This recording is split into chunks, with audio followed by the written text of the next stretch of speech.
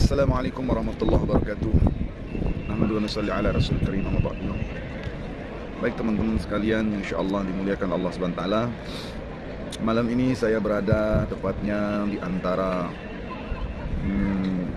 Jabal Qubais dan Maulid Nabi SAW atau rumah baginda Nabi SAW. Tepatnya rumah baginda Nabi SAW, tempat lahir beliau berada di belakang saya ya. Jadi sebentar saya akan jelaskannya secara tuntas ya, secara panjang lebar, kisah semuanya, sejarah semuanya pada malam ini di video ini.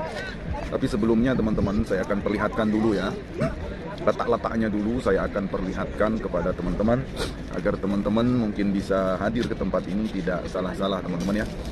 Baik, satu persatu saya jelaskan dulu teman-teman ya. Nah baik teman-teman, yang ini ya, lihat tulisannya itu ya. Jadi ini adalah perpustakaan ya. Jadi ini dulu adalah rumah baginda Nabi SAW, disebut dengan Maulid Nabi SAW, tempat baginda Nabi SAW dilahirkan di sini teman-teman ya. Nah tepat di belakang ini teman-teman, di belakang, nah ini di belakang itu namanya itu namanya Bukit Anbiya atau Jabal Anbiya ya, Jabal Anbiya. Jadi Jabal Anbiya teman-teman, tapi dia nyambung ke sana ya, karena dia digusur, mau dibuat apa nggak tahu.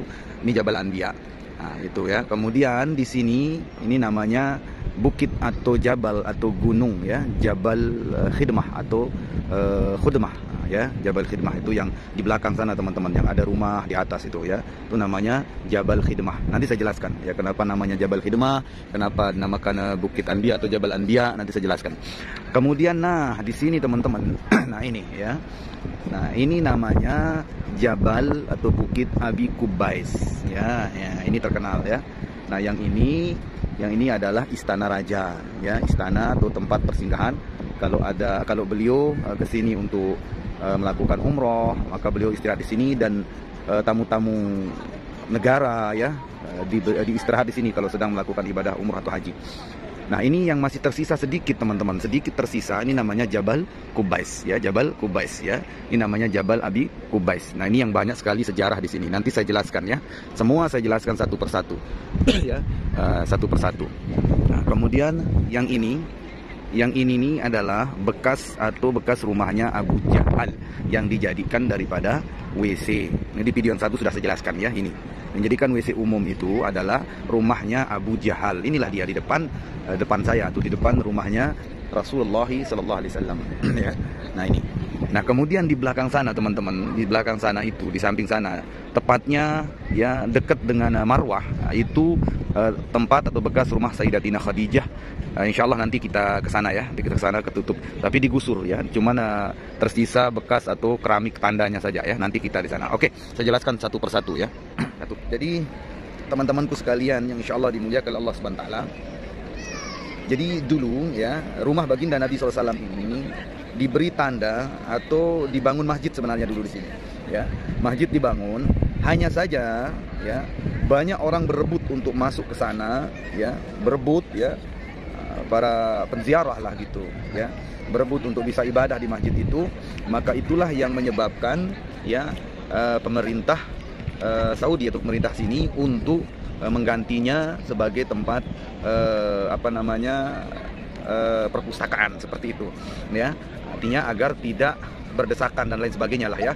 Intinya itulah kewenangan kebijakan daripada pemerintah sini, menjadikan daripada Maulid Nabi tempat rumah Nabi SAW sebagai perpustakaan agar tidak berebut untuk berziarah ke sana, ke dalamnya itu. Itu teman-teman.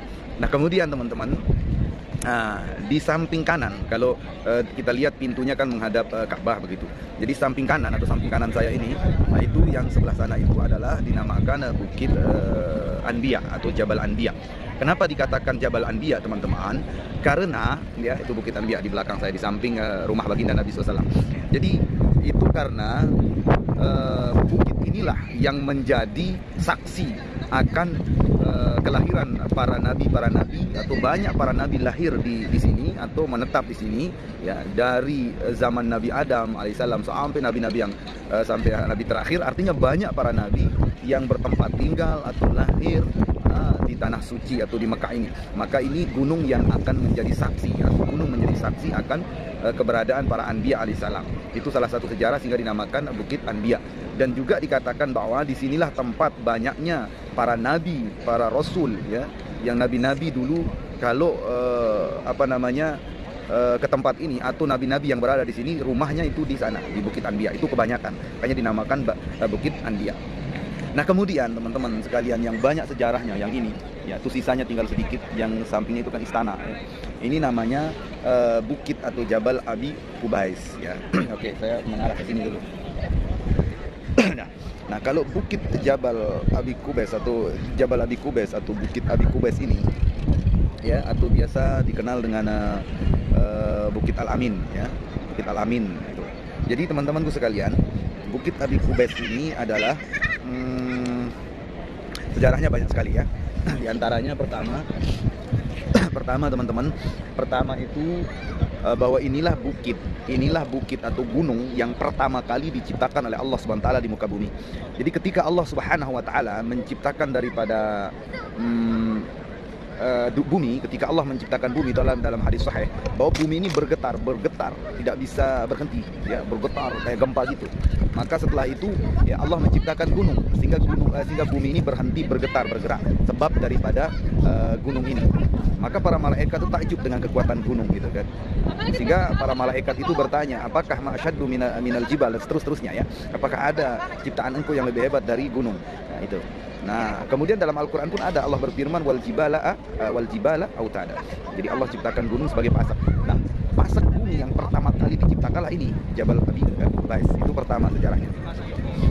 Yang kedua teman-teman, bahwa di gunung inilah pertama kali ditemukan daripada batu Hajar Aswad. Karena dulu ketika Nabi Nuh alaihissalam ditimpa oleh banjir bandang, seluruh dunia banjir, maka batu daripada Hajar Aswad itu hanyut, ya, karena Ka'bah waktu itu roboh, hancur sebab banjir itu. Maka batu itu hanyut, maka ditemukan oleh Nabi Ismail itu di sini. Nah, di Bukit Abi Qubais ini ditemukan batu Hajar Aswad. Itu yang kedua. Yang ketiga, kenapa dinamakan Jabal Qubais atau Bukit Qubais? Karena disinilah wafatnya seseorang dulu yang bernama Abu Qubais bin Shalih, kalau nggak salah namanya. Nama seseorang itu Abu Qubais. Nah, dia wafat di sini, ya, dia wafat dimakamkan di sini sehingga dinamakan Bukit Abi Qubais. Kemudian juga inilah bukit yang dimana Nabi Ibrahim alaihissalam selesai membuat atau membangun Ka'bah, ya, Ka'bah di sana teman-teman, Ka'bahnya di sana di dalam, ya. Nah, jadi selesai membangun Ka'bah, Nabi Ibrahim alaihissalam naik ke sebuah bukit. Nah, naiknya ke sini, lalu memanggil seluruh, ya, manusia agar mulai melakukan ibadah haji, ya, untuk tawaf, untuk melakukan ibadah haji, dipanggil. Maka itu dulu sebelum ini bukit, ini jabal, ini gunung dikeruk atau dijadikan istana raja. Dulu banyak para jamaah umroh, jamaah haji itu ziarah ke sini, naik ke sini, dan mereka mengisyaratkan untuk memanggil saudara-saudaranya agar bisa datang hadir ke tanah suci. Itu sebagai isyarat dulu. Nah, mungkin sebab itulah sehingga dia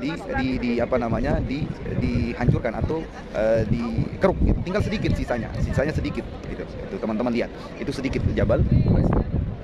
Dan juga ada sejarah panjang tentang Bukit Abi Qubais. Di samping sebenar di sana ada warna keemas-emasan.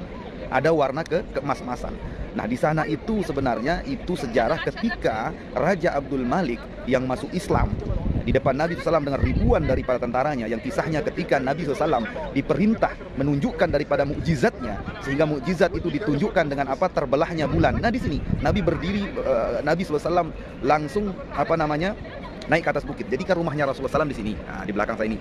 Lalu Nabi SAW bertemu dengan Raja Abdul Malik di wilayah sini, teman-teman, di wilayah sini, ya, sekarang menjadi terowongan itu di wilayah sini. Ya, bertemu di sini. Maka Raja Abdul Malik waktu itu, ya, menginginkan atau mau melihat akan kebenaran Rasulullah SAW. Lalu Raja Abdul Malik ingin bahwa Rasulullah SAW menunjukkan mukjizatnya.